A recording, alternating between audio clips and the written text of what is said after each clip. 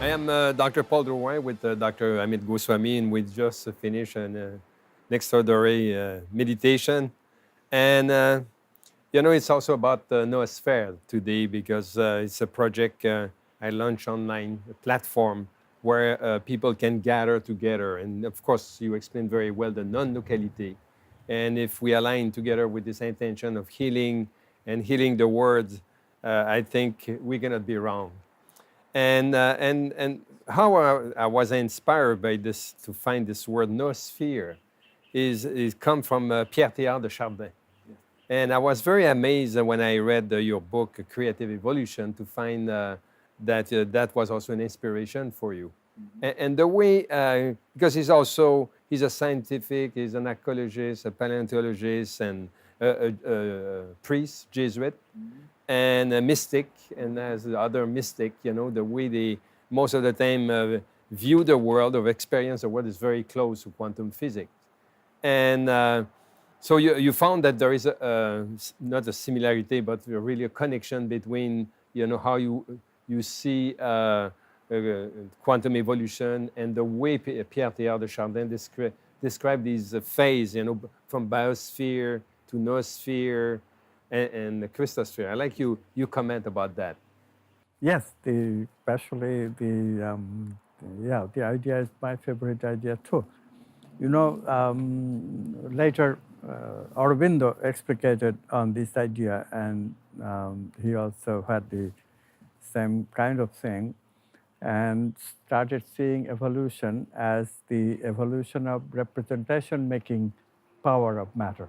In other words, initially matter makes representation of vital energies. This forms the biosphere. And then with So the vital energy, the vital body, that will be the first representation that we can relate with the biosphere. Yes, and Rupert Sheldrake has given even a more evocative description of the vital energies, because he calls the vital energies the movement of morphogenetic fields. These are the fields necessary to make biological forms like organs. Organs perform a definite function, and the morphogenetic fields are the templates for the organs, so to speak, blueprints. The blueprints. So in this way, we get a picture of the biosphere.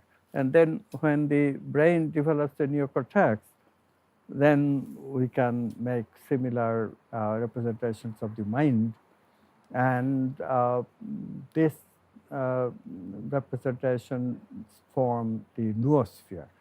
Now, this biosphere and noosphere, they're very true in the sense that if we could think of biosphere as permanently attached to a physical sphere which is permanent, then we don't get it. But if we realize the quantum picture, then look at what biosphere and noosphere are. They are the forms, vital energy forms or morphogenetic forms, and noosphere similarly is mental forms, meaning forms. And they are forms in what? They are forms of potentiality. They are forms of the collective unconscious that we have. And this collective unconscious is a totality. There is a collective unconscious, the totality of the collective unconscious of all species for the vital, and similarly collective unconscious of only the human beings of the mind, so of all humanity in the form of humanity's collective unconscious. This is what you relate to noosphere. But what about when sometimes we relate that also to kind of a web thinking, it's because we have all these, today, this kind of interconnectivity and, information circulating so many fast. That will be the conscious part of the representation of what you were speaking about. It sort of has the same kind of ubiquitousness in the sense of the internet being a common human enterprise. The only difference that is very striking and unfortunate, collective unconscious has some of the defects that we have. We sometimes make false representations. But the internet has really become very corrupted. in the sense that there's very little true information on the internet anymore. totally It's agree mostly with you. politicized and false information. Exactly. So we need a major movement of a way of identifying the false propaganda, the false notions. But how can you do that unless the worldview changes? The worldview of quantum physics is based on archetypal truth, absolute truth. So once we have the worldview of quantum physics, the internet can be built, will be built in such a way that truth prevails. And then it would become sort of the conscious equivalent of what we have for collective unconscious in the unconscious. It would be a fantastic development, like you indicated. Yeah, and that was for me my initial inspiration. It's like, you see all this horror, and not only online, but it's also on the TV, and I was wondering, if people can recruit 1,000 terrorists a month, how can we not do the same thing with positive or higher archetype? And I believe it's a question of creating a critical mass, I believe, of people connecting together. Do you believe that can create a shift? Or Yes, unfortunately, Dr. Paul, the first thing we have to do is to produce transformed human beings before we can even talk about critical mass. The most difficult thing, I live a transformative life, and I have been in the transformational journey since 1973, more than 40 years. And it is just so hard to transform even a single archetype. I have been working on the archetype of love for unbelievable number of years, right? At least 40 for sure. And I can just confess, it's just so hard. I have learned a little bit of loving, true, but it's just so hard. And truth archetype is even harder because the phenomenon of lying to ourselves has become so common. I find it so much even in the people who talk about transformation, who are aware that the new science has to be built. But when it comes to self-service, it's just so difficult to give up the serving the self in favor of what the truth is, that it just will take us, I think, much longer than we think. hopefully we discover new technology. In one of my blogs, I was writing, the challenge is not to convince each other of some point of view, is how deep we are looking at things, and how at the end of the day we should, the point is to rewire our brain so we deepen our perception of things. Yeah, it will happen faster if people who talk about rewiring the brain did rewire their brain first. Unfortunately, as I was saying, I find very little walking the talk among the people who are trying to do it. It's really, okay, you and I both have been in this for a long time, and in different ways we do synchronize our efforts. But this walking the talk is just so important, building the brain circuit. You were reading about integrity. This is what you're speaking about. I'm talking about, we teach But at this university. what about meditation? It's not a tool to, in some way, to Yes. to shift Yes. individually first and then Yes, but collectively? meditation is not everything. Meditation is a way of coming down the brain. Meditation way is also a way of reaching states of consciousness that you cannot reach otherwise. But you have to also transform. You have to make the brain circuits of new positive emotions. Otherwise, what happens is that the emotional part, negative emotional part, is just not balanced. Not even harmony is a concept that has to be reached after balancing the negative. First we balance, and then we harmonize, because a little bit of it, of course, would remain, but the little bit is good, because in going into the unconscious, it will produce harmony.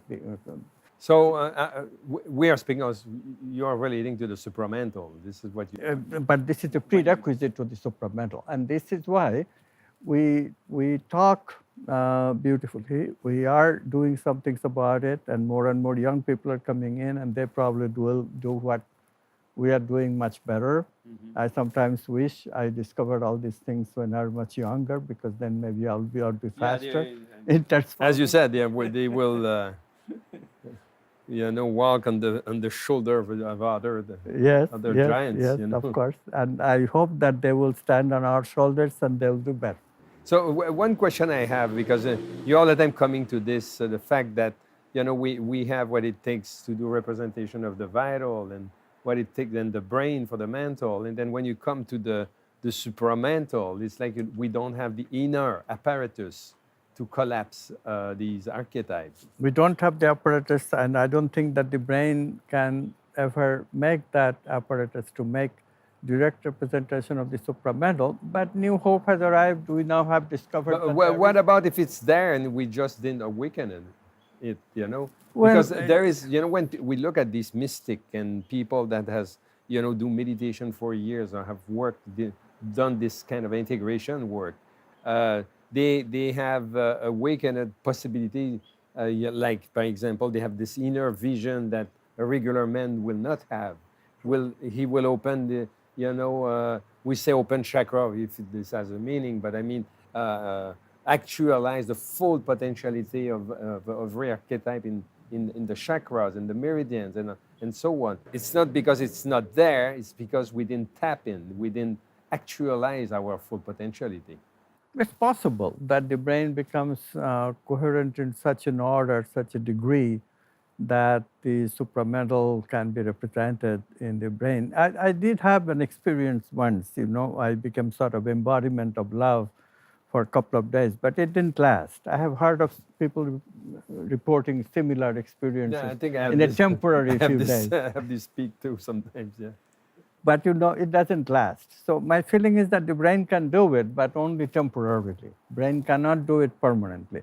Yeah, but when you say someone is enlightened, it's because he has stabilized, in some way the experience, no? Not really, no, because the stabilization that happens is the ability to have a state of consciousness which is in the unconscious, but is much more than the relatively inert unconscious that we experience in sleep. In other words, it becomes a deeper sleep where you can access things which Franklin Merrill Wolf gave a different name. You have experience, and then he said we have imperience. What does that mean? That means that when we wake up, we become aware that, oh, we had such experiences in a delayed choice basis. Now, this is a concept that I talk about in my books. We're not going to explain it in a few minutes, but quantum physics allows this wonderful concept of delayed choice. Near-death experiences are delayed choice, examples of delayed choice. You are dead to the world, but you have experiences that you later can remember. Did they happen during you were dead? No, you didn't experience it then. But since you remember it now, what difference does it make? They are like experiences, because now you can remember them because you collapse them retroactively. So in that sense, they live in a wonderful world, and of course they report that, and those reports are wonderful. That's how we get these ideas of, if you read the Hindu literature, if you get. But you don't believe that the if I'm looking, around 30 years ago, where you said the word meditation, everybody will, look at this like something weird. And today people are doing yoga, they are doing all these kind of peak of experience you're describing. So it means that there is kind of we witness an acceleration in some way collectively. In some sense. You have the worst on one side, but you have also the bad on the other side, the good in the other side. I think my point here is, yeah, individually, it's because there is no hope we can achieve that in a lifetime. But as if we gather together, then we can create the shift, even in individual consciousness that we could not have expanded. You have to be a little bit more careful. I mean, I like your enthusiasm. I'm very enthusiastic myself. And it is true that 800 million out of 7 billion today do practice yoga. It's a huge thing. This is all true. But the culture, human culture, everywhere itself has become very shallow. And that shallowness of culture is keeping us from experiencing deeper states of consciousness. In other words, deeper creativity for the archetypes, fundamental creativity, transformation, these things demands much more than meditating a few minutes or doing what we just did. And this is good. This is good for inspiration. And hopefully this inspiration will catch a substantial number of people who will go into the deeper investigation of the archetypes. But archetypes are not easy. This is what I was trying to say. In my own life, have investigated truth and love for 40 years. What I have to show for it? Well, I have to show for it some. I mean, I have become truthful. I have become loving. That is all true. But judging the difficulties that I had to go through, unless you go deep and unless you are very committed, you just cannot do it. And what I noticed is that the present generation, because of the technology and the culture, it's a cell phone technology. People don't have attention span anymore. Creativity requires enormous focusing. Creativity requires also relaxing. Two factors which are very difficult to combine. Focusing and relaxing all at the same time in the same life. To bring that into relationship, bring that into life, where you live, not about talking and making huge pronouncements or enthusiasm, but actually doing it. That's the difficult part. And some people have to just do it. And this university, your university, I have many courses we teach, and they're difficult, and we don't make an excuse of it. We say that, look, you got to learn the difficulty. You got to do it with all the difficulties in it. It's not simple. Too many people are writing too many simple books, making it all so simple. It's not simple. Yeah, I don't, one has to make the advocate of one side. But I'm surprised, every year I come when we do our event, our congress, and we have the graduation, to see the commitment of people. Yeah, and to see how much love is there. But remember, and it's like, yeah, but at a point in my time, I didn't even know that was existing. But our students are serious because they have to go through all this. Yeah, I understand, but it's like you create a little ripple, and here one day you were awake, and then you thought you were thinking that this is not possible, but then you see you can read. The transpiration of love, of something. Yeah, so maybe we expect something very extraordinary, but maybe it's just there. It's just because we're not seeing it. This is my point. It's like everything is dormant there. Everything is in potentiality, but just it will need just a little trigger. And because now we are growing and we're evolving as a fast speed, I understand what you said when the culture is shallow, the culture is materialist, and people they are attracted easily by what is superficial. But at the same time, you have at the same time happening very deep things. It's surprising. Well, but only on what I'm saying is that there are more of these deep things that need to happen. I'm not at all against inspiration. I'm not at all against the words and. Yeah, it could be contagious. But I also want to attract attention to the fact that ultimately one has to work hard and really get deeply involved in the exploration. Then things happen. In other words, the universities are still essential. Long-term commitment. Our students go through how many years? 3, 4, 5 years of this work, right? 3, 4 years. But some come also, they already have done a path. They are not, starting in this field. They have done their research. And then when they come in, it's like, now they gathering with another group of people that are aligned with this kind of thinking. This is what I want to attract most attention. the witness, they will say, or the testimony, they will say, it's like, that was a place where I connect all the dots together. This is what it will say. Good. You speak in your book, because Teilhard de Chardin has this concept of alpha and omega, right? It's like, where it starts and where it ends. And then you say the alpha is consciousness, is the starting point. So how would you describe the omega point? Well, omega point is when, even more evocatively, that's the bringing heaven to earth when all the archetypes are lived by human beings. Okay. So, to reach the omega point, of course, is many, many eons away. But we are making a beginning, even with just the intermediary of mind and vital. In my own life, I have proven to myself that it is possible to love somebody. It is possible to be truthful. So that itself is a huge, huge thing for me, because when I started, I was definitely, I lied without hesitation if it served my own selfishness. I certainly was not capable of loving. And in 40 years, if I have been able to learn that, an ordinary man in all respects, so I think everybody can do it. But I will also again repeat, I did work very hard. And this tendency today, internet and everything, cell phone, communication, people are too busy doing superficial things. That's not the way. Where fit the grace in your world? Because what you're speaking about, of course, it's a lot of work, but this is the human part of it, right? Yeah, well, it's so fun what is the sparkle that? No, it's fun, because it's fun. If you have the inquiry mind, it's fun. And so, this is what I want to have thousands of universities like this one. I'm building one in India now. You have one in Hawaii serving America. I want to see every country have one of these universities where people come. So, Dr. Goswami, we are online. We are already in 70 countries. So we're reaching people now in 70 countries. Wonderful. So, I think that's the beginning of an adventure. That is a good thing. And if these 70 countries produce universities like this, every one of them, and people take dedicated life, hundreds of people, then what you said initially, reaching a threshold, becomes a reality.